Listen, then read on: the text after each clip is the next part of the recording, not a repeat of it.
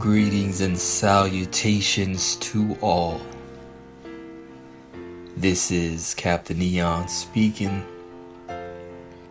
grateful servant-in-chief of the Essence International Organization and its community of companies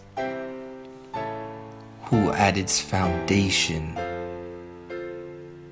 has a purpose of spreading the good news of the salvation of Jesus Christ to all mankind through business. As I walk in my relationship with the Lord, He really dealt with me on the idea of all for the good. Through today he really reminded me that this is what he is seeking to teach me.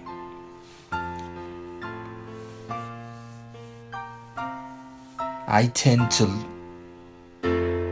seek for, and this may not come as a surprise, but the best possible way on how to just deal with life. And recently that was impressed upon my heart, the memory of when God speaks of all things working to the good for those that love him and keep his commandments, who are called. So it's not just all things work for good, but for those who are on the right path, building relationship with the Lord.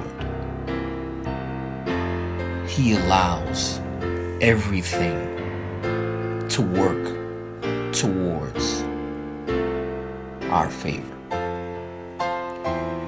And that really gives me great confidence and assurance.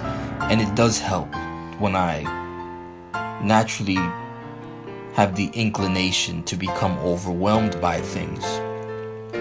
Just encouraging myself with these words and reassuring myself of this truth that all things work for the good.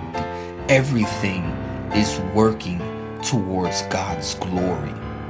And as long as I'm staying on the high side, on his good side, the God side, I become a beneficiary of this goodness.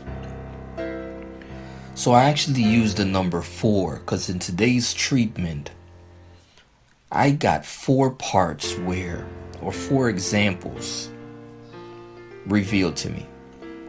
The first one, chapter 11, verses 1 to 9, is basically the story of the Tower of Babel. On the surface, it was confusion and dispersalment. I think you know what I'm saying. But basically they were all together and God caused the confusion to happen where they dispersed. I saw this from a new set of eyes instead of, as I originally did. My thinking was, they came together, they thought they could make a temple to God, they're bigger and badder than God, they could reach God, and God cut it down.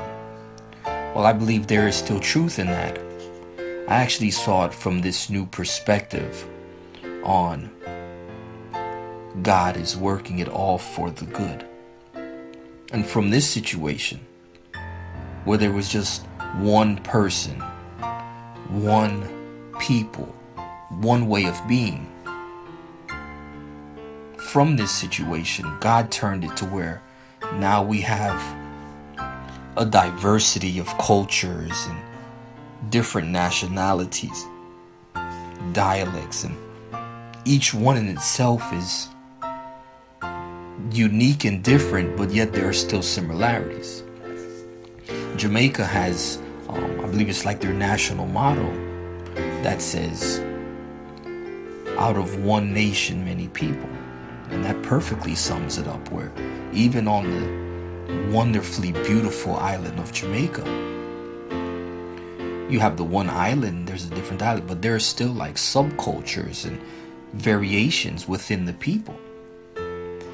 Jamaicans of Indian descent, Asian descent, Germans, African descent, Caucasus descent, so on and so forth.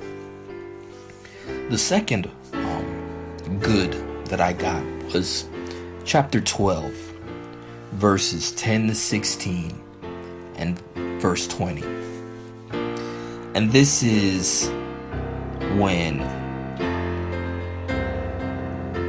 Abram, told the lie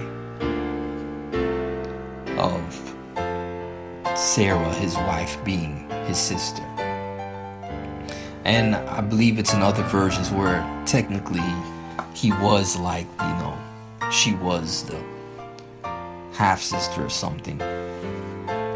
I believe it's not, because my first inclination was, oh man, he telling lies, and then this same thing was passed down, because I believe generations after, I forget which one it was, whether it's Isaac and Rachel. I believe it was Isaac and Rachel, where Isaac kind of said the same thing. There must have been something about Egyptians and Hebrew women or something, In any case, in this case here, this situation, where Pharaoh, Abram was blessed through this, because after things came to light, he was like, man, how could you do this? Well, because Pharaoh had taken Sarah into his house, he blessed Abram with riches.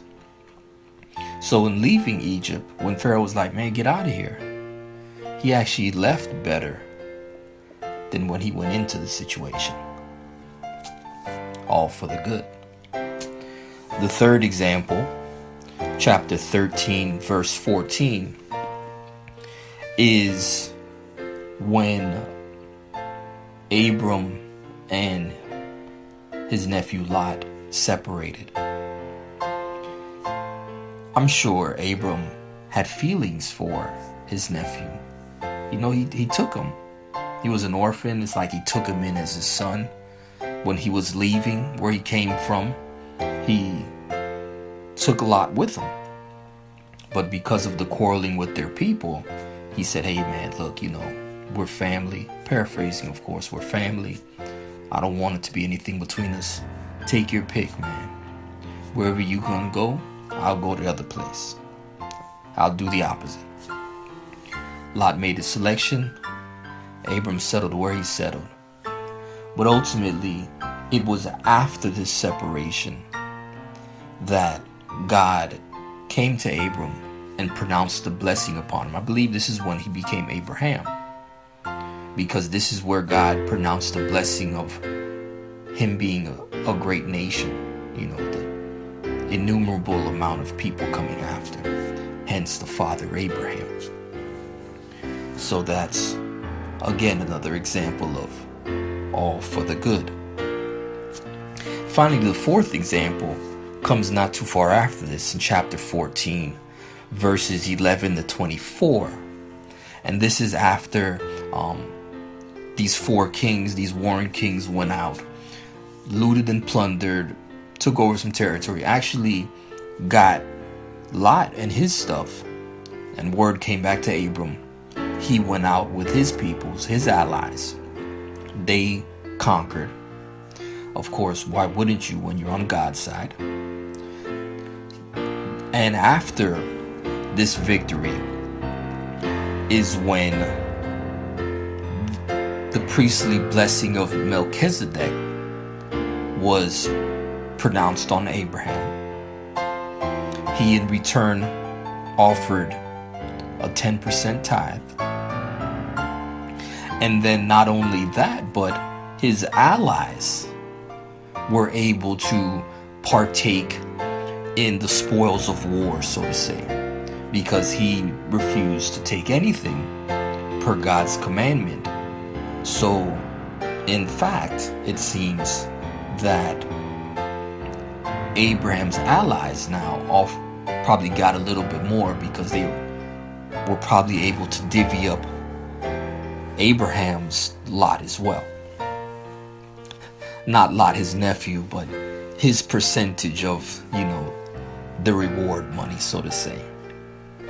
So with that, God again really just reinforced the idea of a different perspective on things. Because no matter what it seems like, no matter what may really be happening, perception is the key. And then when I begin to realize that everything is working out for the good, it brings joy. It brings peace to my soul, and just gives me even more reason to rejoice in the God of all salvation, the only one that is good, the source of all goodness, and truly the side I want to be on.